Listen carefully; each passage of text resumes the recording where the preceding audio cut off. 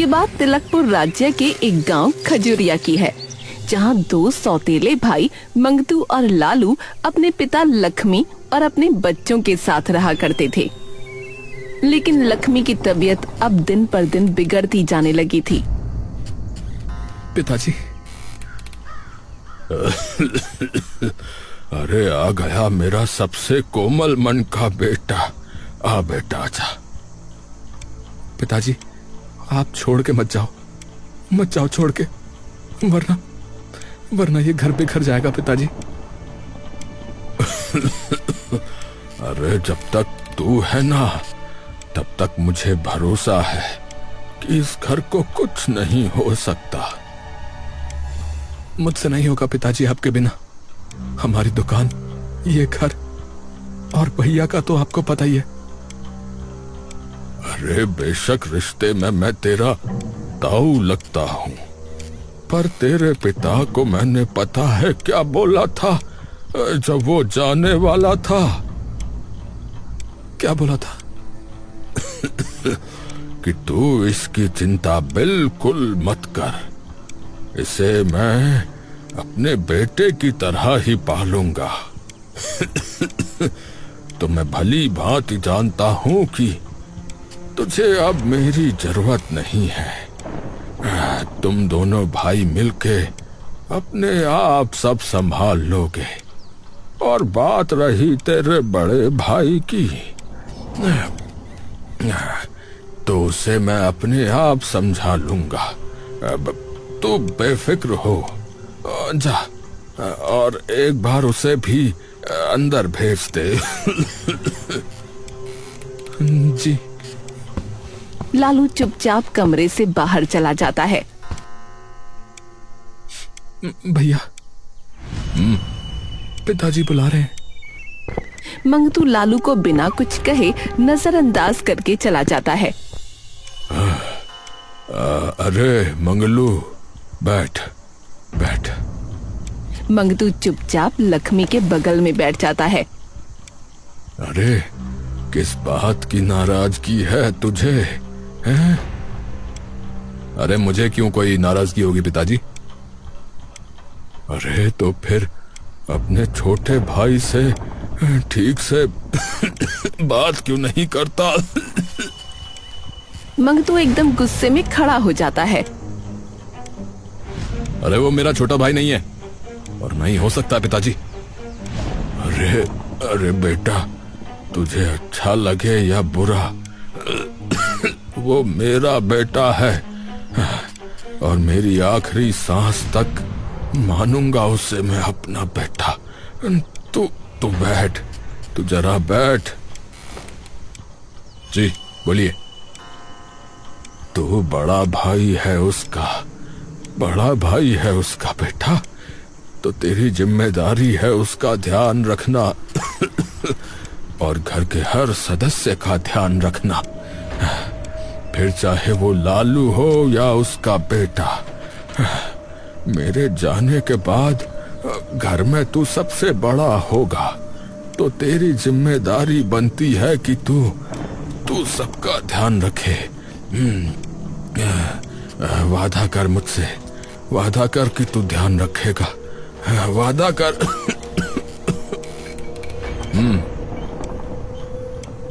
मंगतू बस एक बेमन से हामी भर के बिना कुछ कहे वहाँ से निकलकर सीधा अपने कमरे में चला जाता है, जहाँ उसकी बीवी और बेटा बैठे होते हैं। मंगतू गुस्से से तमतमाता हुआ कमरे में आता है। चंदन बाहर जा। चंदन अपने पिता का चेहरा देखकर डर जाता है और बिना कुछ कहे बाहर निकल जाता है। क्या हो गया? अब इतने गुस्से में क्यों लग रहे हो? मंगतू खून भरी निगाहों से जूही की ओर देखता है। क्या हुआ है? अरे पिताजी ने मुझे बुलाया, पता है क्या कहने के लिए? क्या? अरे यही कहने के लिए कि अपने छोटे भाई का ध्यान रखना। घर में सबसे बड़ा तू है, तो सबका ध्यान रखना तेरी जिम्मेदारी है, ये कहने के लिए। ये क्या बात हुई भला? अरे मेरा अपना खानदान नहीं है क्या? है? उसको ना देखूं, उसे और उसके बेटे को पाल लूं? इन्हें तो यूं लगता है बस बचपन से यही खेल लगा रखा है इन्होंने। सबसे पहले उसको पूछेंगे हैं? और अपना सगा बेटा गया भाड़ में, हैं? आज भी एक बार भी मुझसे नहीं पूछा कि तुझे किसी चीज की जरूरत है बेटा या नहीं, हैं? तेरा बेटा ठीक है या नहीं? बस ये कह दिया कि लालू के बेटे की जिम्मेदारी मेरी होगी उनके जाने के बाद। हैं? अरे तो आप जाने दो ना, अगर आपको नहीं लेनी जिम्मेदारी तो मत लेना। हाँ तो मैं क्यों लूंगा, मैं क्यों लूंगा? बेवकूफ थोड़े ही हूं अपने बाप की तरह कि दूसरे के बच्चों का ठेका अपने सिर पे ले लूं। जाए भाड़ में वो कहीं भी। गांव के नीम के पेड़ के नीचे सुंदर और चंदन बैठे बात कर रहे होते हैं। पिताजी तो बिल्कुल भड़के हुए थे आज जब कमरे में आए। क्यों? अरे पता नहीं, दादा से मिलने से पहले तो ठीक ही थे। मेरे पिताजी का तो दादा के दुख में रो रो के बुरा हाल है यार। वो तो होगा ही, चाचा दादा को अपने बाप से बढ़कर मानते हैं भैया। पर मुझे तो एक बात समझ में नहीं आती। कौन सी बात? कि हमारे पिताजियों की बनती क्यों नहीं है? भाई तो हम भी है ना, लेकिन हमारी तो इतनी बनती है। अरे देख, पूरी बात तो भाई मुझे भी नहीं पता, पर हाँ मैंने सुना जरूर है कि हमारे पिताजी भी हमारी ही तरह हुआ करते थे, एक दूसरे के एकदम खास। लेकिन जब हमारे दादा ने तेरे पिताजी को गोद लिया ना, दिक्कतें तब से आना शुरू हुई हैं। क्या हुआ वो तो मुझे भी नहीं पता यार। भैया, अगर उन दोनों की जगह हम दोनों होते ना तो मैं तो जान भी दे देता आपके लिए। हाँ अच्छा, अरे ऐसे कैसे दे देता? मैं फिर तेरा बड़ा भाई किस काम का? कोई हिम्मत तो करके दिखाए तुझे कुछ कहने की, उसको जमीन में गाड़ दूंगा यूं का यूं यूं।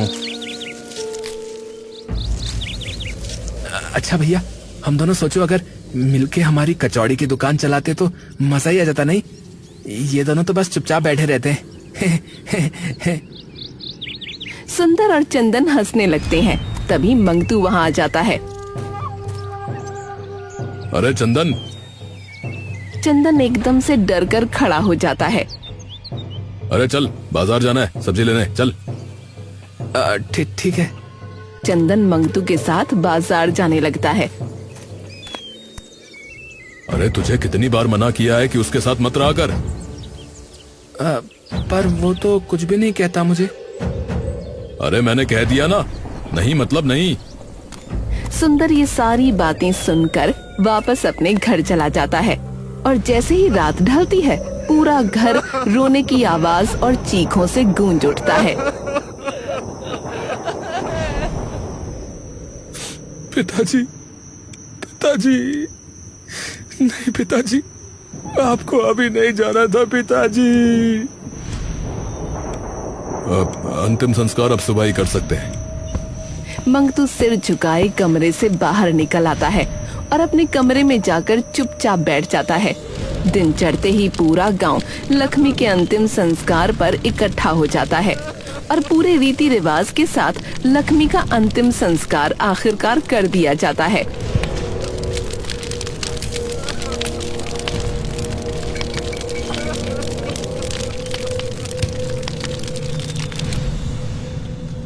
हाँ तो अब क्या करना है तुझे? लालू चौंक कर मंगतू को देखता है। मतलब कि अपना नया ठिकाना ढूंढ ले। क्या क्या मतलब भैया? अरे मतलब ये कि अब तो इस घर में नहीं रह सकता। और कितना साफ बोलूं? और ना अब कचौड़ी की दुकान तेरी है, समझा? अपना बोरिया बिस्तरा बांध और निकल यहां से। अरे ये आप क्या कह रहे हो भैया? ये घर, ये दुकान मेरी भी तो है, खुद पिताजी ने मुझसे कहा था। अरे उनको सर पर चढ़ाने का शौक था, मुझे नहीं है, समझा? मेरे अपने बीवी बच्चे भी हैं, ठेका नहीं ले रखा मैंने तेरा। और तेरा तो सिर्फ बेटा बेटा है, मेरी तो बीवी भी है। भैया भैया वो तो कब की गुजर गई, इसमें मेरी और मेरे बेटे की क्या गलती है? आप हम दोनों को बेघर क्यों कर रहे हो भैया? अरे तो तेरे हाथ पैर है ना, लंगड़ा है, लूला है?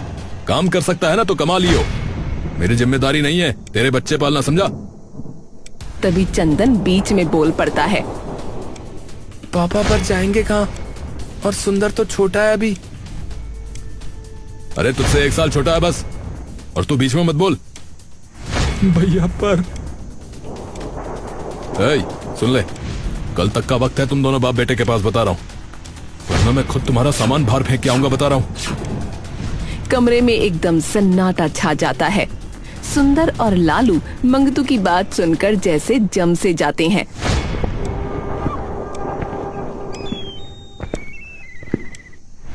पिताजी, अब क्या होगा पिताजी? चाचा, आप लोग सच में चले जाओगे क्या? तभी अंदर से मंगतू की आवाज आती है। चंदन, अरे ओ चंदन, अंदर आ। बेटा, बेटा तू अंदर जा बेटा, वरना वो और भड़क जाएंगे। चंदन मजबूरी से सुंदर की ओर देखता रहता है और फिर वापस अंदर चला जाता है। अब अरे जाना तो पड़ेगा बेटा, और कोई चारा नहीं है, कोई चारा नहीं है। अगला दिन चढ़ते ही लालू और सुंदर अपना सामान बांधकर घर से बाहर निकल जाते हैं और चंदन दहलीज पर खड़ा उन्हें बस एकटक देखता रह जाता है। लालू और सुंदर अपना सामान लादे जंगल में आ जाते हैं। पापा, अब रुकेंगे कहाँ? आज तो बेटा यहीं रुकना पड़ेगा, बाकी कल देखते हैं। पापा, वो घर तो आपका भी था ना, तो आप लड़े क्यों नहीं? उससे क्या होता बेटा, उससे क्या होता बता। अरे दुकान में तो आप भी उतनी मेहनत करते थे जितने ताऊ जी, तो आपका भी तो हक हुआ ना। मेरा तो मन कर रहा था कि मैं उन्हें। बेटा नहीं, गलत बात, वो बड़े हैं, उनके बारे में ऐसे बात नहीं करते, वो चाहे कुछ भी कहें। लालू और सुंदर की सारी बातें पास में बैठे एक साधु कैलाश राम सुन लेते हैं। इतने दिनों के बाद सत्यता की महक आई है किसी से, परंतु ये सुगंध सत्य की है या दिखावे की, ये तो परखना ही होगा। तभी वो साधु एक बूढ़ी औरत का भेष धरकर लालू और सुंदर के सामने आते हैं। अरे बेटा, जरा सुन तो। जी जी अम्मा। बेटा, 2 दिन से भूखी घूम रही हूँ, 1 पैसा भी नहीं है, कुछ हो तो इस बुढ़िया की मदद कर दो बेटा। लालू बिना एक पल सोचे अपने पास जितने भी पैसे होते हैं निकालकर उस बुढ़िया को दे देता है। ये लो अम्मा। भगवान तुम्हारा खूब भला करे बेटा। पिताजी, वैसे ही हमारे पास पैसे सिर्फ आज के गुजारे के लायक थे, और वो भी आपने उनको दे दिए। बेटा कोई बात नहीं, हम तो जवान हैं, जंगल में फल फूल तोड़कर गुजारा कर लेंगे। पर सोच के देखो, वो बेचारी इतनी बूढ़ी, अरे कहाँ भटकेगी वो। लालू और सुंदर थोड़ा आगे बढ़ते हैं, तभी एक बैलगाड़ी वहाँ से गुजरती है जिसमें एक धनवान सेठ बैठा होता है, और उसी बैलगाड़ी से सोने के सिक्कों की पोटली नीचे गिर जाती है। लालू और सुंदर पोटली उठाकर बैलगाड़ी के पीछे दौड़ते हैं। अरे सेठ जी, सेठ जी, अरे सेठ जी, सेठ जी। हाँ, क्या हुआ? अरे सेठ जी, आपकी पोटली गिर गई थी। अरे वाह भाई, तुम तो बड़े ही ईमानदार हो, परंतु जंगल में इतने सामान के साथ क्या कर रहे हो? लालू हिचककर सारी बात बता देता है। अगर तुम चाहो तो मैं तुम्हें वहीं पक्का घर और दुकान दिलवा सकता हूँ। तुम्हारा भाई कुछ नहीं कर पाएगा, मेरी बहुत तगड़े लोगों से जान पहचान है। लालू और सुंदर एक दूसरे की ओर देखते हैं। नहीं नहीं सेठ जी, वो मेरे बड़े भाई हैं, मैं कभी उनके साथ ऐसा नहीं करूंगा। तभी सेठ अचानक उसी साधु में बदल जाता है। बैलगाड़ी और पोटली भी गायब हो जाती हैं लालू और सुंदर डरकर पीछे हट जाते हैं। अर्थात तुम्हारी सत्यता की सुगंध बिल्कुल खरी है। हाँ? मतलब और आप कौन है बाबा जी? मैं वो हूं जो विपत्ति में फंसे लोगों को राह दिखाता है। तुम्हारे मन की सच्चाई और कोमलता ने मुझे अत्यंत प्रसन्न किया है पुत्र। इसलिए तुम्हें मैं एक भेंट देना चाहता हूं। साधु अपने झोले से एक बड़ी सी पुड़िया निकाल कर उन्हें दे देता है। ये एक बहुत ही खास सामग्री है जो तुम्हारे बड़े काम आएगी। इसकी मात्र 2 चुटकी और फिर कमाल देखना। हाँ, कैसी सामग्री है ये बाबा? वो तुम्हें स्वयं पता चल जाएगा। अब जाओ वापस अपने गांव, वहीं तुम्हें अपने प्रश्नों के उत्तर मिलेंगे। तुम्हारा कल्याण हो।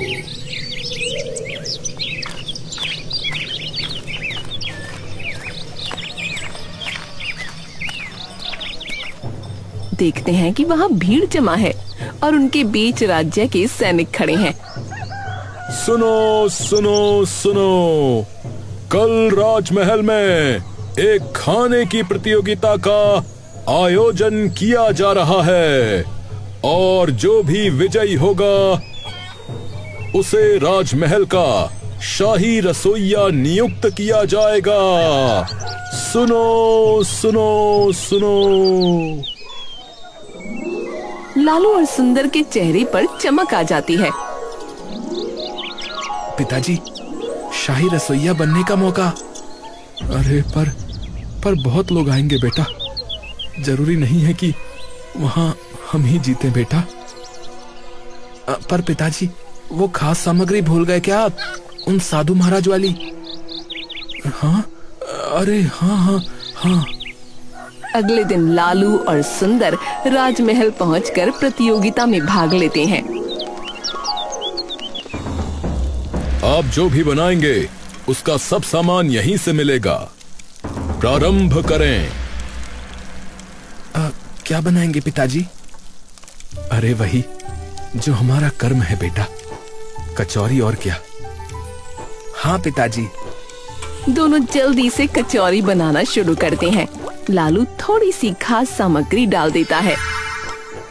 ये आखिरी दावेदार है महाराज। क्या लेके आए हो तुम महाराज के लिए? हमने महाराज के लिए खास कचौरी बनाई है। प्रस्तुत की जाए। सैनिक थाल लाता है। महाराज एक कचौरी खाकर जैसे झूम उठते हैं। क्या हुआ महाराज? मंत्री जी, ये तो ऐसा लगता है जैसे किसी ने स्वर्ग से कोई पकवान लाकर मेरी जिह्वा पर रख दिया हो। बिना किसी देर के इनको ही विजयी घोषित किया जाता है। जो आज्ञा महाराज। तो आपको अभी से शाही रसोइया नियुक्त किया जाता है। सुंदर और लालू खुशी से उछल पड़ते हैं। क्या? अरे आपका बहुत बहुत धन्यवाद महाराज, बहुत बहुत धन्यवाद। लालू और सुंदर एक दूसरे के गले लग जाते हैं। अगले दिन से ही शाही बावर्ची की पूरी जिम्मेदारी लालू और सुंदर पर आ जाती है। और ये गई हमारी खास सामग्री। और आज महाराज फिर से खुश हो जाएंगे। और नहीं तो क्या। पिताजी, पूरे गांव में ना बस हमारा ही जिक्र हो रहा है बस। अरे ये तो बहुत ही बढ़िया बात है बेटा। मंगतू और चंदन दुकान पर बैठकर कचौड़ी तल रहे होते हैं कि तभी गांव वाले वहां आ जाते हैं हाँ भाई मंगलू, अरे लगा दे जरा 3 कचौड़ी बढ़िया गर्मा गर्म। अच्छा जी अभी लगाई भाई। वैसे तेरे भाई का सुना, अरे शाही रसोइया लग गया वो राजमहल में। हाँ सुना तो है। और तुम तो बस यहाँ मामूली सी कचौड़ियों की दुकान खोल कर बैठे हो हैं? अरे ये चलाना भी कोई आसान बात नहीं है भैया। हाँ तेरी बात भी ठीक ही है, लेकिन जो है तेरे भाई ने कमाल तो किया है कि नहीं? मानता है ना? अरे तो शाही रसोइया बनना कोई आम बात थोड़ा ही है? सुना है उसके हाथ की कचौड़ी खा के जो है महाराज बहुत ही ज्यादा प्रसन्न हो गए थे भैया। हाँ सबकी बातें मंगतू के मन में कांटे की तरह चुभ जाती हैं और चंदन चुपचाप ये सब देख रहा होता है। गांव वाले कचौड़ी खाकर वापस चले जाते हैं। बात तो ऐसे कर रहे थे जैसे मैं घर ही बैठा रहता हूँ। चाचा ने अच्छी बनाई होगी बहुत, इसीलिए ही उन्हें चुना गया। अच्छा, इतनी अच्छी यहाँ तो कभी बनाई नहीं। असल में तब तक तो वो मेरे पैसों का खा रहा था, और अब जब अपनी बारी आई है तो देखो कैसी मेहनत कर रहा है। पिताजी वो मेहनत तो यहाँ भी करते थे। तुझे बड़ी तरफदारी आ रही है उसकी, है? तू बड़ी तरफदारी कर रहा है उसकी? बात तरफदारी की नहीं है पिताजी, आपकी वजह से मेरा छोटा भाई भी मुझसे दूर चला गया। चंदन गुस्से में वहाँ से चला जाता है। अब दिन प्रतिदिन मंगतू के मन में लालू के प्रति घृणा और बढ़ती जाती है। क्या हुआ अब? अरे सबने दिमाग खराब किया हुआ है? दुकान पर जिसे भी देखो उस लालू और उसके बेटे की ही बात करता रहता है। अरे उनके जाने के बाद भी आप क्यों परेशान हो रहे हो? सो जाओ ना आराम से। मंगतू चुपचाप बिस्तर पर लेट जाता है, लेकिन पूरी रात उसे नींद नहीं आती। उसके कानों में बस गांव वालों की बात ही गूंजती रहती है। आधी रात हो जाती है, उसकी बेचैनी इतनी बढ़ जाती है कि वो उठकर बाहर चला जाता है। तभी चंदन उसे देख लेता है। अरे ये कहाँ जा रहे हैं? चंदन भी उसके पीछे चल पड़ता है। नींद नहीं आ रही, थोड़ी देर बाहर घूम लेता हूँ जरा। मंगतू थोड़ा आगे पहुँचता है कि उसकी नजर धतूरे के पौधे पर पड़ती है। वो इधर उधर देखता है, उस पौधे से एक फूल तोड़ता है और फिर वापस अपने घर की ओर चल देता है। ये सब चंदन दूर से देख रहा था। मंगतू अगला दिन चढ़ते ही अपने मुंह पर एक कंबल डालकर राजमहल की ओर चल पड़ता है और जाकर राजमहल के पास के जंगल वाले हिस्से में एक पेड़ के पीछे खड़ा हो जाता है। हाँ, यहाँ से सब साफ दिखेगा कि कौन रसोई में आता जाता है। हाँ। मंगतू पूरा दिन वहीं राजमहल की कड़ी निगरानी करने लगता है। रात ढलते ही वापस चला जाता है। अगला दिन चढ़ते ही मंगतू फिर से उस पेड़ के पीछे छुपकर सब कुछ ध्यान से देखने लगता है। कुछ हफ्ते यूं ही मंगतू रोज आकर उस पेड़ के पीछे छुपकर सबकी आवाजावी की खबर बटोर लेता है। अब कल का दिन चढ़ते ही उस लालू का सूरज ढल जाएगा। अगला दिन चढ़ते ही मंगलू एक आखिरी बार फिर वहां पहुंचता है और पेड़ के पीछे खड़ा हो जाता है। तभी सामने से राजमहल का एक बुजुर्ग सा इंसान कंधे पर एक भारी सा बर्तन लिए वहां से गुजरता है और तभी मंगतू उसके सामने आ जाता है। अरे चाचा, मैं कुछ मदद करूं? अरे नहीं नहीं बेटा। अरे कोई बात नहीं चाचा, आप मुझे बताओ कहाँ लेके जाना है, मैं ले जाता हूँ। अपने बेटे जैसा ही समझो मुझे। हाँ अच्छा ठीक है बेटा, चलो फिर। मंगतू उस बुजुर्ग से वो बर्तन अपने कंधे पर ले लेता है। इसे राजमहल की रसोई तक पहुंचाना है बेटा। वो तो मैं ले जाऊंगा चाचा, उसकी चिंता मत करो। वैसे इसमें है क्या जो ये इतना भारी है? अरे बेटा, हर हफ्ते महाराज के लिए अलग से घी मंगवाया जाता है उनके खाने में डालने के लिए, तो बस वही है। अच्छा अच्छा। तभी धीरे से मंगतू अपनी जेब से एक छोटी सी डिब्बी निकालता है और चुपके से उसमें से धतूरे का जहर उस घी में मिला देता है। बस बेटा, आप मुझे दे दो, अंदर मैं अपने आप ले जाऊंगा।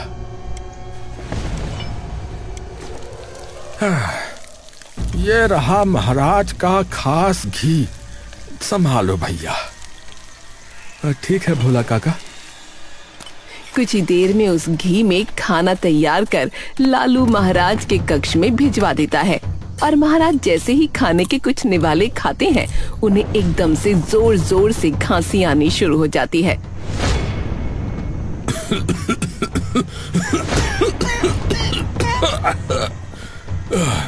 मंत्री जी। महाराज, महाराज क्या हुआ? महाराज के मुंह से एक शब्द नहीं निकलता और वो सीधा जमीन पर जा गिरते हैं। हाँ? महाराज, महाराज! सैनिकों, जल्दी से राज्य वैद्य के पास ले चलो इन्हें। सब सैनिक तुरंत महाराज को उठाकर राज वैद्य के पास ले जाते हैं। थोड़ी देर बाद महाराज ठीक तो है ना? हाँ, फिलहाल वो खतरे से बाहर है। पर हुआ क्या था उन्हें वैद्य जी? उन्हें किसी ने विष दिया है। ये तो अच्छी बात है कि विष अधिक मात्रा में नहीं था, वरना इनके प्राणों का भी संकट हो सकता था। उन्होंने कुछ खाया या पिया था? वो भोजन कर रहे थे तभी ये सब हुआ? हाँ, तो हो सकता है कि उसी में विष मिलाया गया हो। सैनिकों, उन दोनों रसोइयों को बंदी बना लो। महाराज जैसे ही स्वस्थ होंगे उन्हें महाराज के सम्मुख प्रस्तुत किया जाएगा और वहीं महाराज उन्हें उनके कर्मों का दंड देंगे। मंगतू आराम से अपने घर पर बैठा होता है कि तभी चंदन वहां आ जाता है। पिताजी, आपने क्या किया है चाचा के साथ? क्या? छुपाइए मत पिताजी, पूरे गांव में बात फैल चुकी है कि चाचा ने महाराज के खाने में विष डाल दिया था और मुझे पता है कि उन्होंने नहीं, यह आपने डाला है, क्योंकि मैंने आपको देखा था उस रात वो धतूरे का फूल तोड़ते हुए। अरे अरे, क्या तू कुछ भी बोले जा रहा है? मैं क्यों करूंगा? पिताजी, उनके साथ साथ सुंदर को भी फांसी की सजा हो जाएगी। अरे भाई हैं वो आपके। अरे कुछ नहीं है वो मेरा। ठीक है, आप कुछ नहीं करेंगे तो मैं खुद कर लूंगा। ये बात मेरे छोटे भाई की जान की है, तो उसके लिए कुछ भी कर लूंगा। उसी दिन सुंदर और लालू को बेड़ियों में बांधकर महाराज के सामने पेश कर दिया जाता है। महाराज, महाराज, मेरी बात का विश्वास करें, हम ऐसा भला क्यों करेंगे? तुम दोनों के अलावा वहां और कोई नहीं होता। महाराज, ये सब इन्हीं का कार्य है। ये अवश्य किसी दुश्मन राज्य से आए हैं भेष बदलकर। आप इन्हें इनके अपराध का दंड दें महाराज। तिलकपुर राज्य के महाराज पर जानलेवा आक्रमण करने के जुर्म में आप दोनों को फांसी का दंड दिया जाता है। सैनिक तुरंत उन्हें फांसी के लिए ले जाने लगते हैं कि तभी चंदन वहां आ जाता है। महाराज, इसके दोषी ये नहीं बल्कि मैं हूं। मैं ही वो हूं जिसने आपके खाने में विष मिलाया था। क्या? जी महाराज। भैया आप। अच्छा, अगर तुमने विष मिलाया था तो फिर तुम ये भी बता सकते हो कि वो कौन सा विष था? जी बिल्कुल, मैंने धतूरे का विष डाला था महाराज। क्या ये सत्य है मंत्री जी? जी महाराज। सैनिकों, इसे बंदी बना लो। सैनिक चंदन को पकड़कर बांधने लगते हैं कि तभी मंगतू भी वहां आ जाता है। अरे अरे, ये सब क्या हो रहा है महाराज? मेरे बेटे को क्यों बंदी बनाया जा रहा है?